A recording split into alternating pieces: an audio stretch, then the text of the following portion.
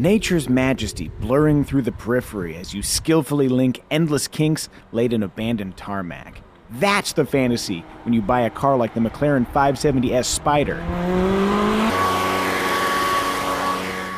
But it's just not realistic. We've got jobs and places to go, leaf blowers to use. Raising an important question, is the McLaren 570S Spider fun to drive, even when it's trapped in suburbia? The internet loves a list. So here's 9 fun things to do with your McLaren in suburbia.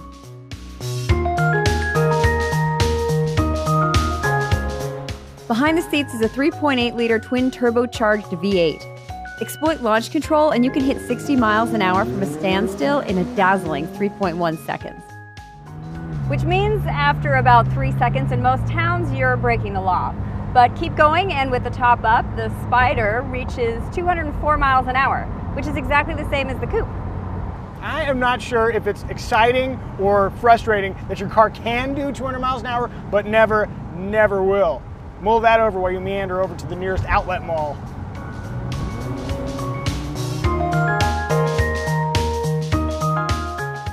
Up front, there's a decently roomy frunk, supplemented by modest storage space in the center console.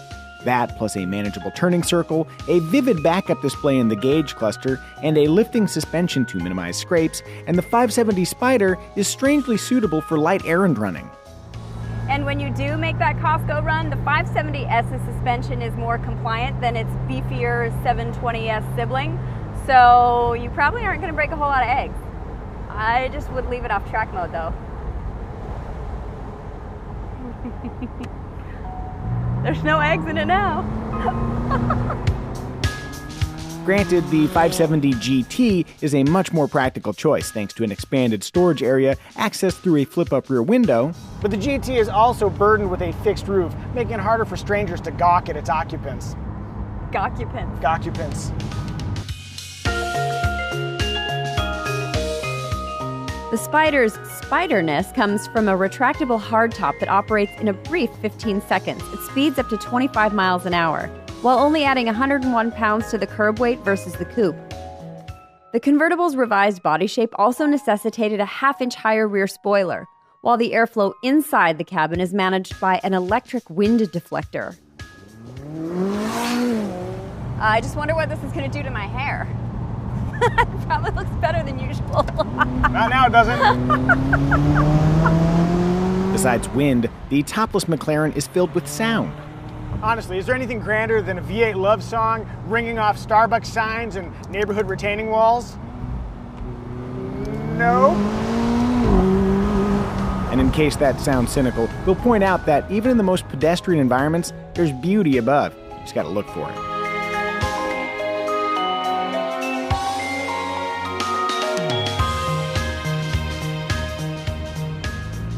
As noted in our coupe review, the 570's electromechanical steering communicates more effectively than most modern cars. And most modern humans. But not you, Lynn. No, I speak good.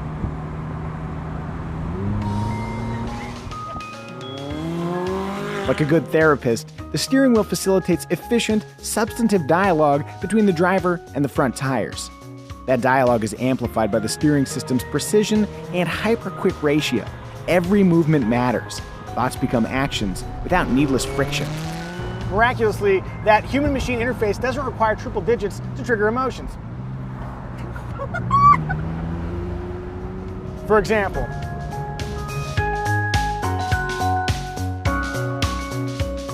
of course, you could ignore all that touchy-feely driver interaction stuff and just bask in the alpha human posturing that's possible in a car that costs more than $200 grand. Actually, quick point of clarification, the 570S Spider isn't simply expensive. It actually looks expensive. Case in point, if I told you that this test car that we were driving rang in at $235,580 with all the options, would that surprise you?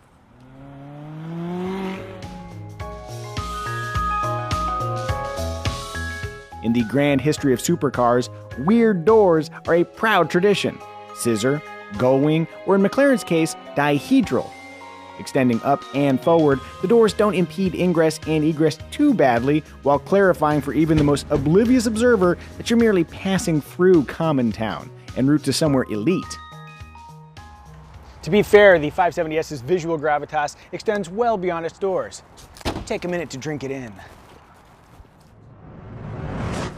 This drool-worthy all-carbon fiber body weighs 165 pounds. That's about a Micah, give or take a burrito. What do you think he'd look like painted Ventura orange?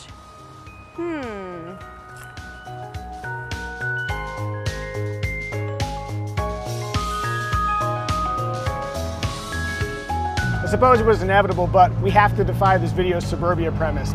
It feels like cheating, but seriously, there is nothing better to do with the McLaren than escape.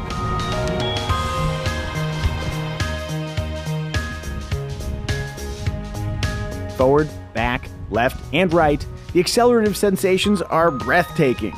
We already hit on the engine's vision-warping power, but it's worth mentioning the 570S's brilliant 7-speed dual-clutch transmission, which delivers virtually undetectable gear changes during relaxed cruising.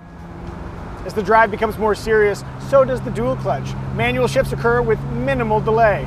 Down, down, down. Up, up, up. Oh, that's good. Fusing car to road are Pirelli P0 Corsa tires wrapped around 19-inch wheels up front and 20s in back. 3-mode adaptive dampers vary the suspension's firmness as required, while McLaren's brake steer feature slows the inside rear wheel for enhanced agility when cornering. The Sport Series is more focused on feedback than brute power, such as the 720S. You feel small tugs in the steering and nuances in the road, much more so than you do in the bigger powered McLaren. God, driving this is such a visceral experience.